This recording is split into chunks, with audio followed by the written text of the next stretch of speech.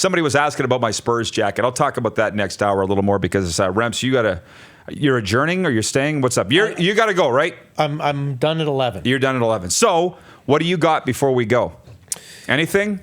Your Warriors, your Riders? Well, let's talk Riders here. Okay. Okay. I mean, we got the rest of the year to talk about that other stuff. Absolutely. This is an exciting time. I mean, it really, truly is. Think about the math.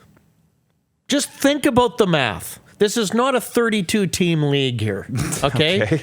It's a Where are you going with this? It's a 9-team league, and over the last however many years, there's only been either 4 or 5 teams in the Western Division. This will be the second time since 1976 that there's been a Western Final in Regina. I mean, that's almost hard to believe. Sad, actually. That you wouldn't slip on a banana peel once in a while and finish in first. Like, you've only got 4 or 5 teams. This is something to cherish. It really is. I mean, ask Ivan. I mean, this is a very rare thing. And I think the people are pumped. I think the fans are going to be juiced. They're going to be jacked. They're going to be ready. They've kept the ticket prices in the upper bowl and in the end zones at a reasonable rate, so nobody can say, well, it's too expensive when you're offering a $39 ticket or whatever. I do think by the time the game rolls around, even though there's quite a few tickets now, that they'll mostly be sold. I think that building, that stadium is just going to be absolutely crazy, and it's something to cherish. We don't get this every day, folks. You know, a Western Final. The last time was 09, right? Yeah, a decade ago, which, as we get older, doesn't seem like that long ago. It actually was a long time ago. You know what I mean? Oh, yeah. I absolutely do. But to think about, this will be the second time since 1976. I can't believe that. But it's going to be fun. It's going to be fun, and I think that it gives the Riders a huge advantage to offset some of the things that you could argue, you know, that the Bombers are maybe the hotter team. You know, there's always that talk about, you know, if you're never going to want to pass on the chance to be the first place team, because if your chances are 50-50, you don't have to worry about that. You go straight to the game. But there's a lot of talk over the years about, is it a benefit? Would you not rather be the team that just came off a big win? So there's all kinds of different scenarios and opinions, and I just can't wait. I'm excited to get Ivan in here next hour to talk a little bit about Cody Fajardo and some playoff memories. But I'd have to check my notes. I can't remember who said it yesterday. It was Nick Lewis, who said, really, when it gets to this time of year, you wish it was best on best, and it doesn't look like we're getting best on best. Like the more we hear about Cody Fajardo, he's not going to be 100%. No. And how is that going to affect the football game? Now, the Bombers don't care. Nick Lewis brought up the 07 Grey Cup, and I thought it was interesting that he would. He goes, it wasn't Kevin Glenn versus Kerry Joseph. It was Kerry Joseph versus Ryan Dinwiddie starting his first career game, and it ruined the game.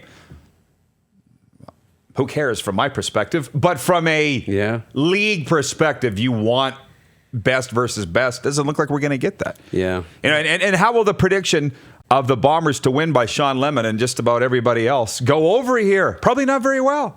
I don't know. People are excited about the Bombers. Yes, they are. And you can understand why. I mean, we've known all year that they've got as good a defense as there is in the league. I mean, they are ferocious beasts. Not that the Riders' defense isn't, but their defense is outstanding. Okay? The only thing, and they run the ball as well as anybody else too, the only thing is their quarterbacking. But now their quarterbacking has been dialed up. Mm-hmm. But I think that sometimes what happens in sports is, and this is why I'm maybe not quite as worried about the Fajardo thing as a lot of people, although to say I'm not concerned, I mean, give me a break. Of course I am. Of course I am. I bleed green, and I'm not thrilled about this scenario as much as anybody else. But sometimes that rallies everybody else on the team.